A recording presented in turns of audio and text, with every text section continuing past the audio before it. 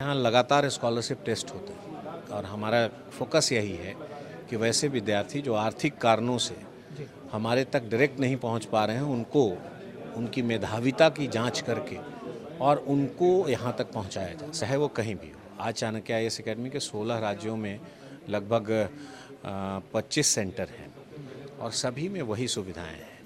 खास करके teacher selection process से लेकर तमाम सारी चीज़ें हमारे यहाँ इतनी अच्छी है जिससे कि हम लोग बहुत ही बढ़िया से टीचर सेलेक्ट करते हैं। 300 से 400 के संख्या में हमारे पास टीचर हमेशा होते हैं जो सभी जगहों पर रोटेट करके और बच्चों को पढ़ाते हैं, स्टूडेंट्स को पढ़ाते हैं। ठीक है दोस्तों, नमस्कार। बहुत स्वागत है आपका चौकस भारत में। जो अभ्यर्थी सिविल सर्विसेज देना चाहते हैं उनके लिए एक बड़ी खुशखबरी है। पटना में एक इसका जो संस्थान है वो पहले से बोरिंग कैनाल रोड में चल ही रहा है, चाणक्य IAS अकेडमी के नाम से। और दूसरा संस्थान आपके राजा बाज़ार में भी शुरू कर दिया गया है। यहाँ क्या कुछ नया प्रोवाइड हो रहा है, यहाँ क्या कुछ नया मिल रहा है, वो हम आपको बताने जा रहे हैं, दिखाने जा रहे हैं। क्या कुछ नया जानकारी यहाँ मिलती है।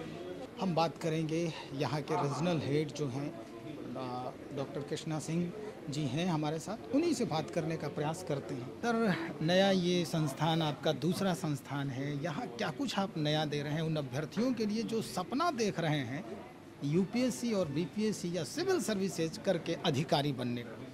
देखिए क्या है, चाणक्य IAS अकेडमी का अपना एक मॉड्यूल है जिसमें चाणक्य IAS अकेडमी प्रत्येक ब्रांच पे एक समान सुविधाएं देता है विद्यार्थियों को, चाहे वो दिल्ली हो चाहे वो कहीं भी हो। आज चाणक्य IAS अकेडमी के 16 राज्यों में लगभग 25 सेंटर हैं और सभी में वही सुविधाएं हैं।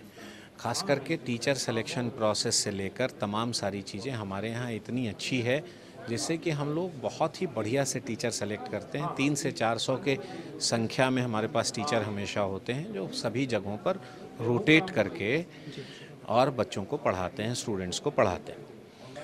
तो वो सुविधाएं तो सारी यहाँ मिलेंगी ही। एडिशनल ये है कि कुछ समय के लिए यहाँ पर 25% स्कॉलरशिप डायरेक्ट स्टूडेंट्स को दिया जा रहा है और 68वीं BPSC की तैयारी कर रहे विद्यार्थियों के लिए free of cost test series PT का दिया जा रहा है। तो ये दो चीज़ें यहाँ पर हैं और बाकी तमाम सुविधाएं जो चाणक्य IAS अकेडमी देती है विद्यार्थियों को, कि दिल्ली से टीचर का चुनाव, वहाँ से यहाँ आकर उनको पढ़ाना, लाइब्रेरी की सुविधा, लगातार backup team, academic backup team जो विद्यार्थियों के तमाम डाउट्स को क्लियर करती है, साथ साथ YouTube चैनल जिस पर विद्यार्थी लगातार नए नए तकनीक, नए नए टॉपिक्स को देखते हैं, daily current affairs, daily topic of the day और भी तमाम सारी सुविधाएं।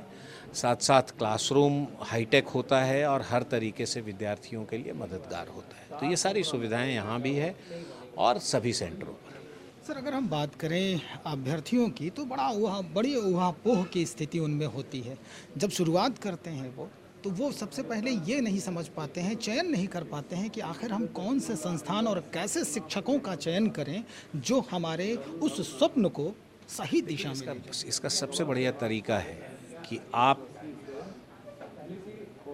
वैसे इंस्टीट्यूट का चयन करें जहाँ से क्लासरूम से रिजल्ट हो रहा है।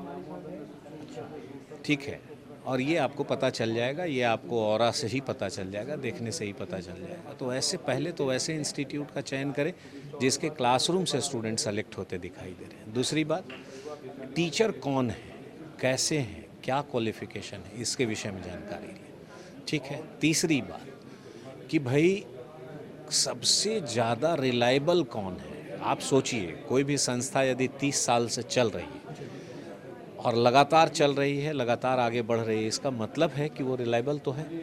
30 साल की उसकी रिलायबिलिटी है। अब आप हमारे चाणक्य IAS अकेडमी के विषय में समझें कि 1993 में इस्टेब्लिश हुआ ये संस्था आज 25 ब्रांच के साथ 16 राज्यों में देश की सबसे बड़ी संस्था के रूप में इमर्ज कर रहा है। तो इसका मतलब है हम रिलायबल हैं।